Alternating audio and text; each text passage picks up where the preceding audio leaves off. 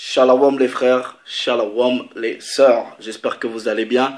Que le Père le Très-Haut soit glorifié. Soyez bénis. C'est toujours pour moi, votre frère, un grand plaisir de venir vous parler.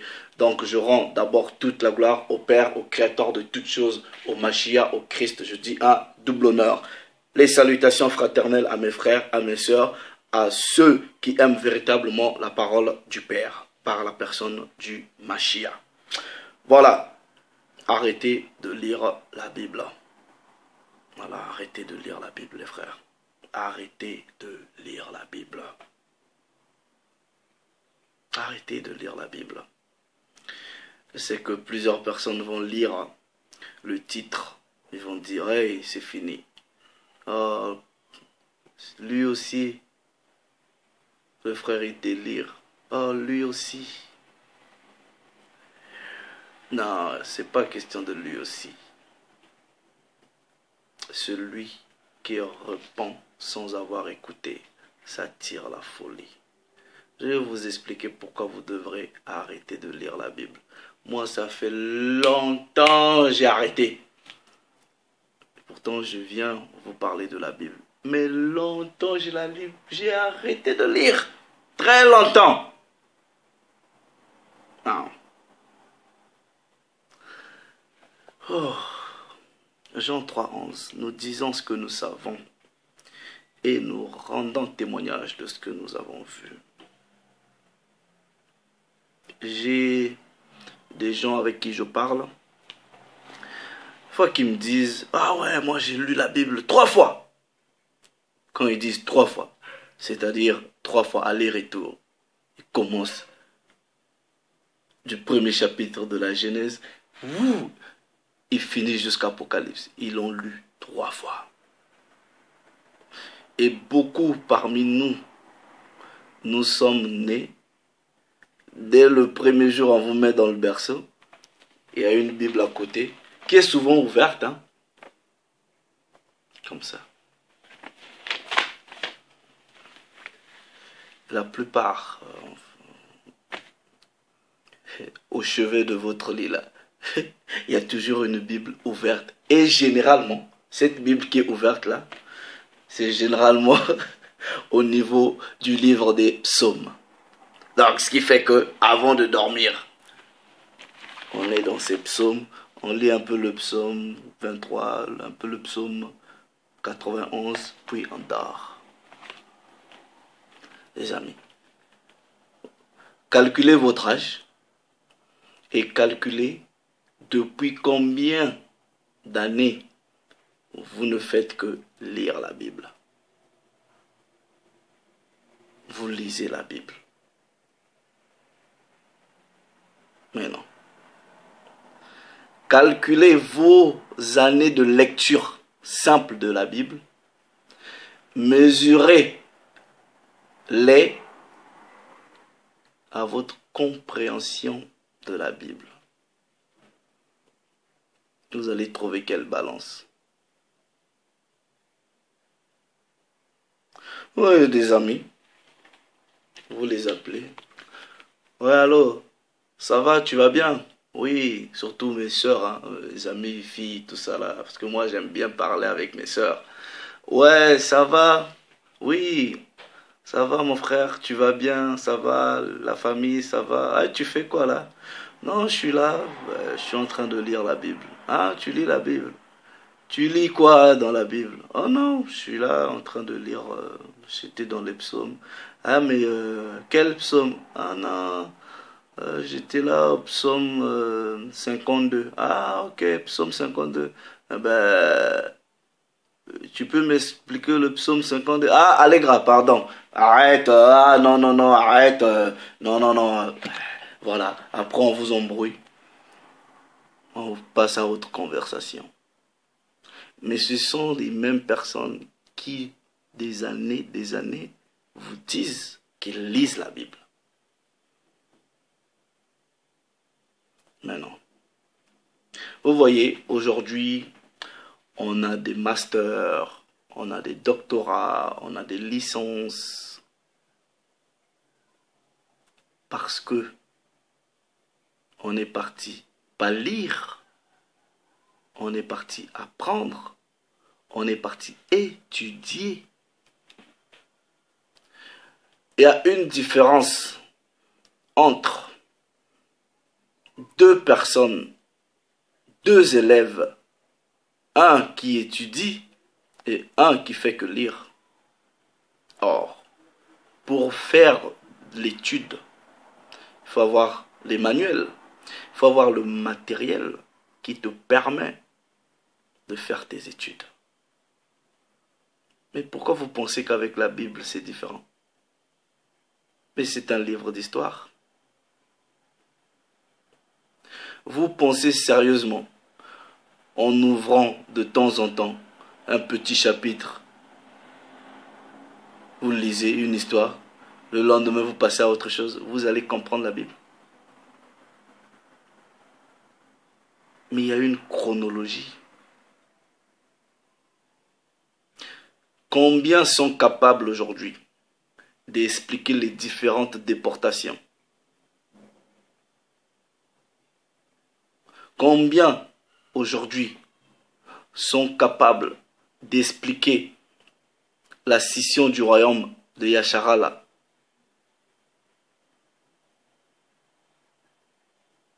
Combien?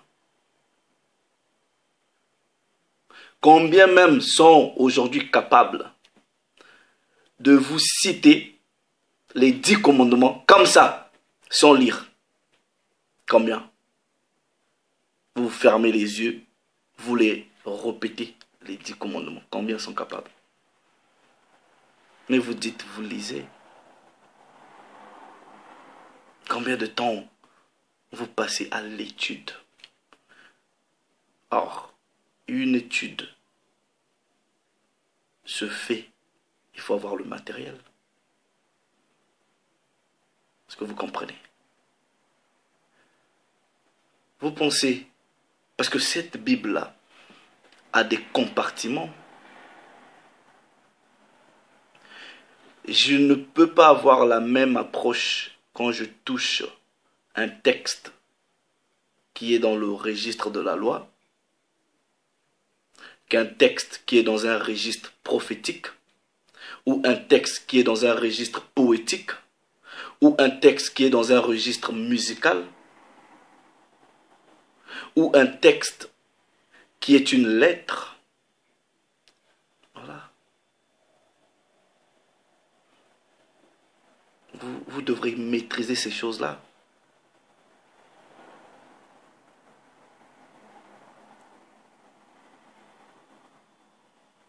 Il y a la structure. Il y a les...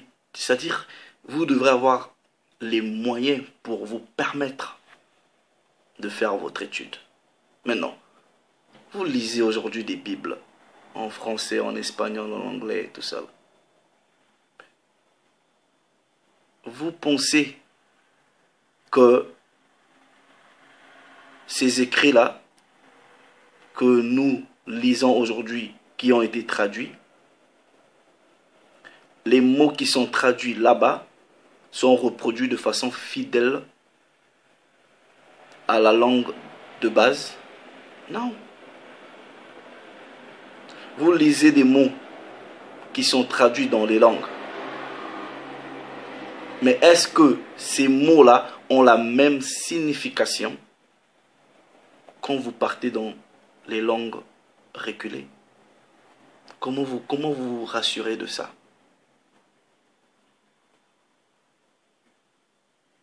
Frère, vous devrez arrêter de lire la Bible.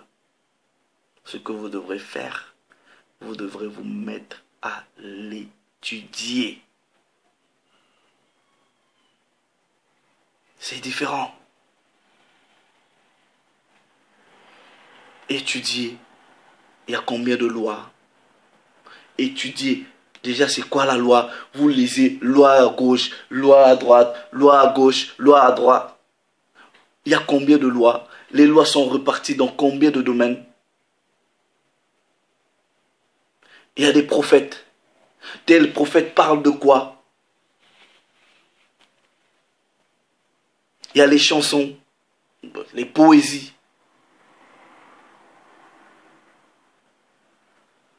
Il y a l'histoire. Or, comment est-ce que vous pouvez comprendre des événements, des récits historiques sans comprendre le contexte culturel, le contexte économique, le contexte social, le contexte politique et même le contexte géographique? Vous devrez comprendre toutes ces choses-là. Mais ce n'est pas en ouvrant la Bible comme ça. Oh, and Moses answered and said, but behold. Vous lisez, vous lisez, vous lisez. Vous prenez, oh, le livre de la Genèse. Vous ne savez même pas c'est quoi ça veut dire Genèse. Vous lisez Exode. Vous ne savez même pas c'est quoi ça veut dire Exode. Vous lisez Nombre. Vous ne savez même pas pourquoi on a appelé ce livre-là Nombre.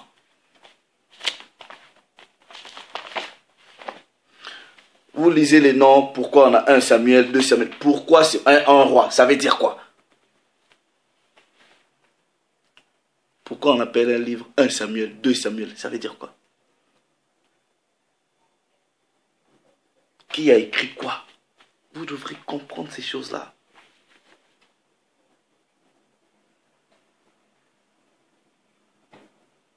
Et je vais peut-être par la suite ou dans d'autres vidéos apporter quelques méthodes, voilà, que vous pouvez utiliser 1 heure, 2 heures chaque jour, tranquillement. Vous faites votre étude. Vous voulez faire une étude sérieuse sur le baptême, oh dîme, oh je sais pas quoi là, le Saint-Esprit, oh je sais. Il faut être strict. Il faut avoir une structure. Donc les frères, vous pensez que tous mes frères qui vous font des vidéos là, ils viennent seulement comme ça? C'est parce qu'ils ont lu Matthieu chapitre 7, verset 7. Non.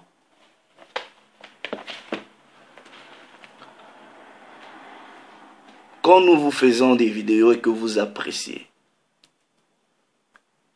regardez, ce n'est pas non seulement parce que le Père donne l'intelligence, il fait des faveurs à qui il veut, mais nous passons aussi du temps à faire de l'étude, à vouloir comprendre ces choses-là.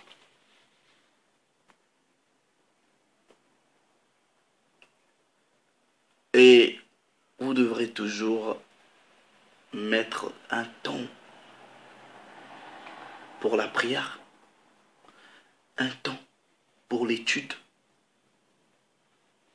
Mais comme je vous dis par exemple, aujourd'hui vous avez des Bibles, voilà, traduction ceci, traduction cela. Et mais pourquoi vous avez plusieurs traductions? Bon, après ça c'est un autre niveau. Donc moi déjà peut-être au niveau où je suis arrivé, par exemple, je ne peux pas, pour des raisons d'étude, prendre par exemple une Bible comme Louis II. Non. Au niveau peut-être je suis arrivé, je dois avoir la maîtrise même des manuscrits, des codex. Je dois comprendre ces choses-là.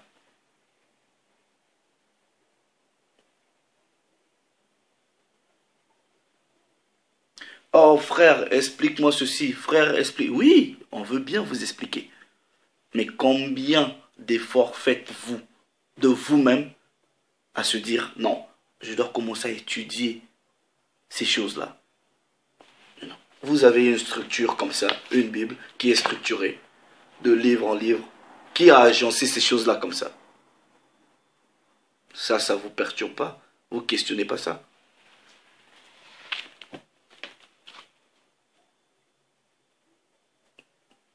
Vous devrez déjà comprendre au départ qu'est-ce que vous devrez lire, qu'est-ce que vous ne devrez pas lire, qu'est-ce qui fait office de parole de Dieu, qu'est-ce qui ne fait pas office de parole de Dieu. aussi longtemps vous passerez. Quand vous lisez des... Ça fait 20 ans, 30 ans que vous faites que... Par exemple, vous faites que lire la Bible là. Est-ce qu'aujourd'hui, vous êtes capable de coller les préceptes à quelqu'un? Je pense vous avoir expliqué ça. Un jour, j'étais dans un supermarché. Je vois une jeune fille qui m'accoste, qui est déjà mal habillée. Ok? Elle veut me parler des histoires de Dieu, de la Bible. Je lui pose la question. La Bible là que tu viens venir me parler, est-ce que tu la connais? Elle dit oui. Je lui ai juste donné un seul précepte. Elle s'est regardée. Elle a fui. En disant, oh yeah, I love my Jesus. Un seul précepte, ça l'a fait fuir. Et vous voyez plein de gens dans la rue faire du bruit à deux. Un jour là, je suis tranquille chez moi, à la maison. Des gens qui sont venus sonner à ma porte. Témoins de Jéhovah. Bon, témoins de Jéhovah, ils ont encore eu la chance. C'était des Congolaises. J'ai quand même eu pitié de ces mamans-là. On dit, mais on vous envoie comme ça. Vous ne maîtrisez d'abord rien. Il faut faire très attention. Frères, sœurs, vous devrez prendre le temps. Les études, ce n'est pas les vidéos d'Allegra. Non. Ça peut peut-être vous aider. Mais passez votre temps où vous recherchez les choses, où vous prenez le temps, je dis, je dois étudier ces choses-là, voilà, je dois les comprendre. On est toujours là pour aider, pour s'entraider, à donner des pistes. Mais votre temps à vous, à l'étude, regardez. Ok, on prend 2 Timothée par exemple, j'aime bien in English. Let me go. I'll go to the book of 2 Timothy.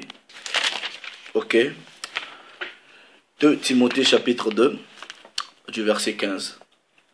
On dit, étudie, study to show yourself approved unto the Most High, a workman that needeth not to be ashamed, rightly dividing the word of truth.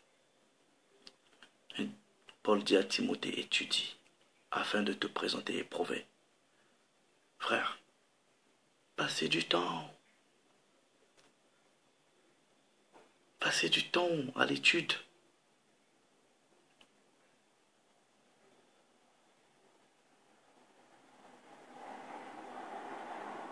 C'est ça, vous devrez arrêter de lire la Bible. La lecture va être une partie de l'étude. Mais n'ayez pas l'habitude d'avoir des lectures cérémoniales de la Bible. Vous voyez, avant de dormir, il lit un psaume. Ça, c'est ce que mon grand frère fait. Regarde-moi celui-là. Tout ce qu'il sait lire dans la Bible, c'est les psaumes. C'est les psaumes. C'est tout. Et même si ça fait plus de 40 ans, il lit les psaumes là, incapable, je sais que tu vas écouter, je te balance ça. Et est-ce qu'il peut même m'expliquer? Non. Parce que les gens sont religieusement conditionnés à lire. On vous met aux mains comme ça, vous retrouvez déjà la Bible, elle est déjà ouverte comme ça. Dans le berceau. Quand vous quittez le berceau, on vous met ça au chevet du lit. Study, étudie, to show yourself approved unto the Most High, a workman that needeth not to be ashamed, rightly. On vous dit rightly. Rightly, ça veut dire quoi? Ça veut dire justement, rightly dividing. Vous devrez diviser, c'est-à-dire quand on dit diviser, c'est-à-dire bien expliquer la parole de vérité. Vous avez plusieurs traductions. Qu'est-ce qui vous prouve que la traduction que vous lisez, elle est mieux traduite ou elle est fidèle? Si déjà vous ne partez pas à la langue d'origine. C'est pour cela que vous devrez avoir des manuels. Arrêtez de lire la Bible. Mettez-vous maintenant à l'étudier. Mais non. Avant que je vienne pour donner quelques techniques d'étude, dans un premier temps, ayez d'abord la Bible. Ayez d'abord la Bible. Maintenant, dans un premier temps, ce n'est pas forcément que je vous dise telle traduction est bonne. Non. Ces choses-là, les choix de traduction, ça viendra après l'étude. Donc, dès que vous devenez maître, c'est-à-dire vous maîtrisez ces choses-là, vous allez voir qu'il y aura seulement une sélection naturelle qui va se faire. Qu'est-ce que vous allez aller toucher? Qu'est-ce que vous n'allez pas aller toucher? Ayez votre Bible. Rassurez-vous aussi que vous avez un dictionnaire. Je ne vous parle pas de dictionnaire normal, mais un dictionnaire biblique. Si vous avez aussi un normal, oui, mais un dictionnaire biblique. Ayez aussi un document. Vous n'êtes pas obligé d'aller parler hébreu, latin, araméen ou quoi que ce soit. Non, vous n'êtes pas obligé. Mais ayez quand même un document qui vous permet d'aller dans la racine originelle des mots qui sont traduits ici au niveau du français. Et ensuite, je pourrais faire des vidéos pour vous expliquer, ok, comment est-ce que vous allez comprendre la Bible. Mais vous devez d'abord comprendre les contextes. Je vous donne un exemple. Vous voyez, quand vous discutez souvent avec des amis qui sont dans le christianisme, je vais vous juste donner un exemple, hein, parce que ça s'est passé encore hier avec un collègue à moi dans le train du retour du travail. Je lui dis toujours, je lui parlais des lois alimentaires et le gars directement, il me sort Matthieu chapitre 15 verset 11. Là où il est écrit, ce n'est pas ce qui entre dans la bouche qui souille l'homme, mais c'est ce qui sort de la bouche. C'est tout. Et ça c'est les, en tout cas, les faux chrétiens. Il me sort un verset comme ça. Je rigole. Maintenant, je lui dis, et ce verset, ça veut dire quoi? Il me dit, so it doesn't matter what we eat. Donc, ce verset pour lui, ça veut dire, oh, on s'en fout de ce que nous mangeons. Je lui dis, ok, il n'y a pas de problème. Pull up your Bible. Je dis, sors ta Bible. Sors la Bible. Je dis, va dans Matthieu. Je dis, je vais te montrer que ton propre verset là ne dit pas ce que tu lui dis. Je lui dis, on va prendre le contexte. On a commencé du premier verset jusqu'à la fin. Et il a compris qu'en réalité, le verset n'avait rien à voir avec ce qu'il faut ou ne pas manger. Le verset avait à voir avec un dilemme entre la loi traditionnelle des vieux ou des vieillards et ce qui était écrit. Ce que les pharisiens reprochaient aux apôtres, c'est de manger sans se laver les mains. C'est une question d'hygiène. Mais il n'était pas question qu'ils pouvaient manger quoi que ce soit. Donc il faut comprendre le contexte. J'ai dit, lis. Donc je vais vous expliquer comment utiliser ce qu'on appelle par l'avant-texte ou le pré-texte et l'après-texte, le post-texte. Et on va vous expliquer, on va faire quelques études, comment est-ce que vous pouvez coller les préceptes. Votre lecture religieuse là, tous les jours, ne vous donnera aucune connaissance. C'est un livre d'histoire. Dans l'histoire, il y a des faits, il y a des événements, il y a des personnages, il y a un contexte. faut maîtriser toutes ces choses-là. Donc c'est en cela, je vous dis, arrêtez de lire. Mettez-vous à l'étude.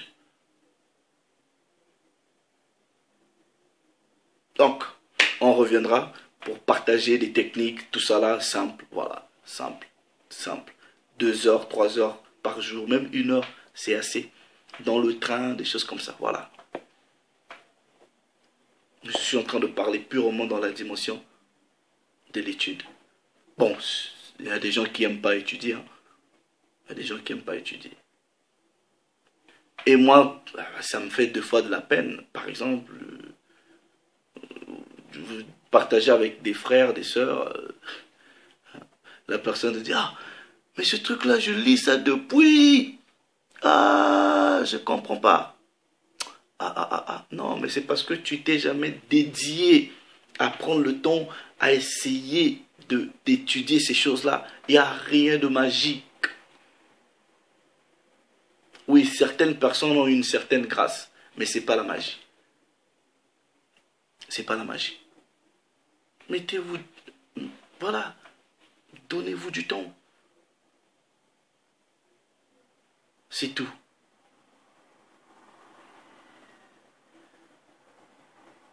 Donc, il y a des choses, vous devrez vous documenter. Vous devez faire beaucoup d'efforts, mes frères. Les vidéos des frères sur Internet